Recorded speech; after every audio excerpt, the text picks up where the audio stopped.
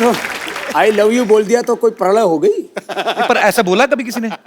मेरे से तो हजारों लाखों लोग बोलते हैं आई लव यू। हैं? नहीं मतलब पर ये प्यार अच्छी बात है। प्यार करने का मतलब जो है ये उल्टा पुल्टा काम करने वाला। नहीं उल्टा पुल्टा नहीं, किसी ने आपको बोल दिया हो कि शादी करनी है मुझे आपसे, ऐसा हुआ कभी? क्योंकि मैंने कहीं पे तो किस्सा सुना था, आप भी बता रहे थे। वो क्या किस्सा हुआ था, हम दोबारा सुनना चाहते हैं। कुछ तो हुआ था बाबा जी के साथ, बड़ा मजेदार किस्सा। वो कहाँ था बाबा? दरअसल मैं बीकेसी में आया, ये 2004 की बात है। अच्छा जी। वो मैंने शिविर लगाया तो करीब सुबह शाम 1-1 लाख भाई बहन आ रहे थे जी। अब मैं गुरुकुल का पढ़ा हुआ एकदम गांव का ठेठ देसी आदमी, वो मैं शिविर करके निकला तो लोग अपने हाथ पर ऐसे फूंक मार रहे। तो मैंने सोचा ये कोई होता है, वो कोई रीति रिवाज होता हो। तो मैंने कहा ये यहाँ मतलब लोग योग करके हाथों में मिट्टी मुट्टी लग जाती है, फूंक फाक क्यों मारते हैं? बोले बाबा जी आपके फैन है। तो मुझे सच में उस समय तक मैं थोड़ा अंग्रेजी कम पढ़ा था, अभी तो पढ़ ली जी। मैंने कहा फैन तो पंखा होता है, वो घूमता रहता है। बोले ये सब बाबा जी ऐसे घूमती फिरती आत्माएं हैं। फिर मैंने कहा ये फूंक क्यों मारते हैं? बोले आपको फ्लाइंग किस देते हैं।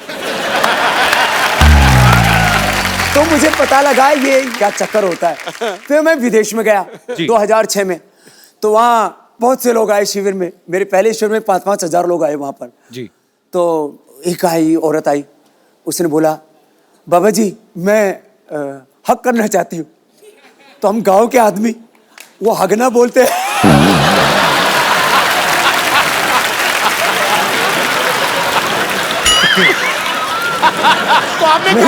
तो आपने कहा नहीं हगलो।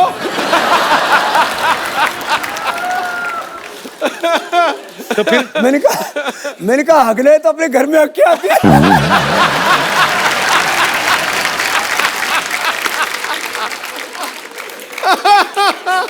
तो बोले मैंने बाबू जी यही अगला आपके पास तो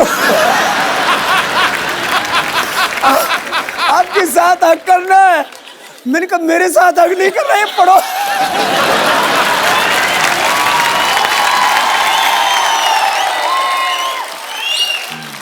तो उसने बोला आपके साथ हकना है, तो मैंने कहा मैं ऐसे खुलेआम नहीं हकता हूं।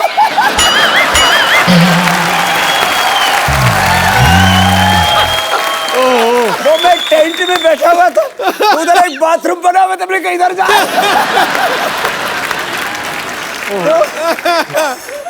उन्होंने नंबर भी मांगा था ना आपसे, है ना?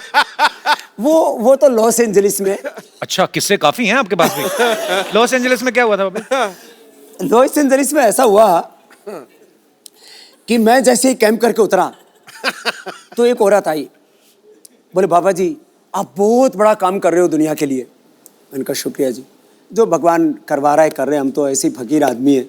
बोले बाबा जी मैं आपको अपना सब कुछ देना चाहती हूँ, और मेरे पता नहीं कितने बिलियन ट्रिलियन इतने मेरे पास पैसे हैं। अच्छा। तो मैंने कहा जी ठीक है, ये मेरे साथ एक 60-65 साल के अजय आर्य जी, मैंने कहा ये मेरे पीएस हैं, आप जरा इनसे बात कर लो। बोले बाबा जी आपका नंबर चाहिए और मुझे आपसे अकेले में बात करनी है। तो मैं थोड़ा सा ऐसे हटके गया 5 कदम। बोले बाबा जी मैं आपको ना अपना सब कुछ देना चाहती हूँ। मैंने कहा ठीक हो तो आपने बता ही दिया था। बोले नहीं बाबा जी आप समझे नहीं।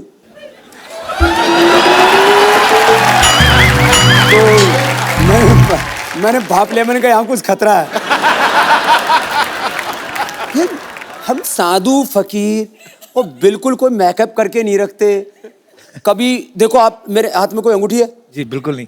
पैरों में कोई कुछ नहीं, फैशन फूशन कुछ नहीं है, एकदम खुला एक रहता अपना। तो कपड़ा भी कोई स्किन टाइट जीन्स और कुछ कपड़े कुपड़े ऐसे नहीं पहनते, कोई प्रदर्शन नहीं करते, क्योंकि मैं तो कहता हूँ योग प्रदर्शन के लिए नहीं, योग तो प्रभु के दर्शन के लिए होता है।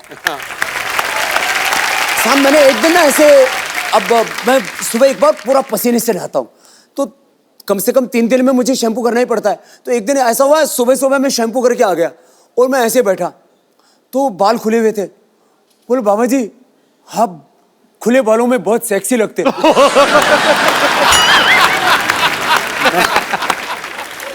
मैंने ये पहली बार ये शब्द सुना। ये होता क्या ये? और फिर बाबा जी का क्या ढका हुआ? हमारे यहाँ तो साधु संत तो बहुत से दिगंबर ही होते हैं। वो मैंने सुना है वो कुंभ मेले में जो नागा बाबा होते हैं जी, उनके यहाँ बड़ी भीड़ लगती है दर्शन के लिए।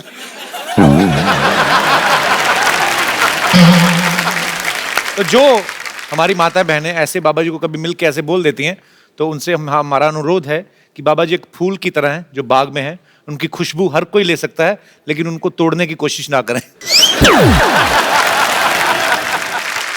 अरे बाबा जी, आपने योगा से, आयुर्वेद से इतने लोगों का इलाज किया बाजी, कभी कभी तो किसी की नस दबाते हैं ऐसी जगह से कि उसका रोग जो है दूर हो जाता है।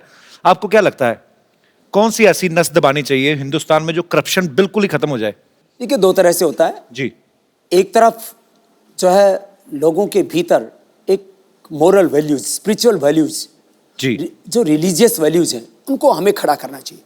और दूसरी तरफ कानून का डंडा ऐसा होना चाहिए कि कोई सीएम हो या पीएम हो, उसके घर वाले हो, उनके रिश्तेदार हो, उनके चाहे कितने चाहने वाले हो, उनको हजारों करोड़ रुपए का डोनेशन देने वाले हो, कानून सबके लिए बराबर होना चाहिए। लेकिन हिंदुस्तान में कानून सबके लिए बराबर होता कहाँ है?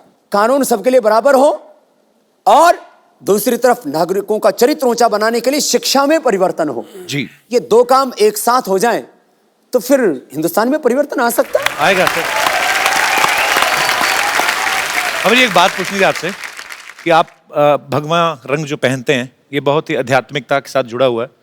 और मैं मतलब नॉर्मल दिनों में तो ठीक है, लेकिन अभी सर्दी बहुत बढ़ गई है, तो आपको सर्दी नहीं लगती बाबा जी?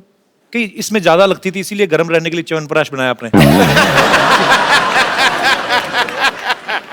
2 मिनट यदि तेजी से प्राणायाम कर लिया जाए ना, ऐसे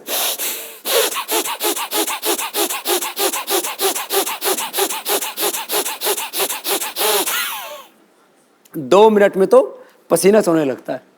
तो अलग अलग तरह की इस तरह की योग की क्रियाएं हैं, च्यवनप्राश है, ये तो आप जैसे लोगों को पता है। अच्छा, एक्चुअली ना बहुत सारी ऐसी अफवाहें आती रहती, बिकॉज पतंजलि बहुत ही तेजी से आगे बढ़ रहा है, जो अच्छी बात भी है। पर मैं कुछ आपको प्रोडक्ट्स दिखाना चाहता हूं जो लोग बोलते हैं कि ऐसे पतंजलि में प्रोडक्ट्स आ सकते हैं या आने वाले हैं। यहाँ पे हमारे पास पिक्चर्स हैं, दिखाएंगे जरा। ये पतंजलि सोफा है, बोल रहे हैं कि ऐसा सोफा आने वाला है, तो आदमी ज्यादा बैठेगा नहीं, उस पर खड़ा रहेगा और फिट रहेगा। इसको नवाज शरीफ को बैठाएंगे तो वो अभी इतना बदमाश है, नाम शरीफ रख रखा है। और भी हमारे पास कुछ फोटोग्राफ्स। ये कहते हैं कि पतंजलि का एंटीना आ रहा है तो इसके ऊपर कपिल शर्मा का शो दिखाएंगे। और भी है हमारे पास चित्र। ये पतंजलि की बोलते चप्पल है जी, फूलों से बनी है। हाँ, बड़ी हर्बल है। पर अरे सब कुछ लोग तो इतने बेवकूफ हैं, पतंजलि वाइन, बाबा बियर, लोग कुछ भी सोचते ना। थोड़ा बहुत ठीक है, इतना तो चलेगा। जोरदार तालियां एक बार।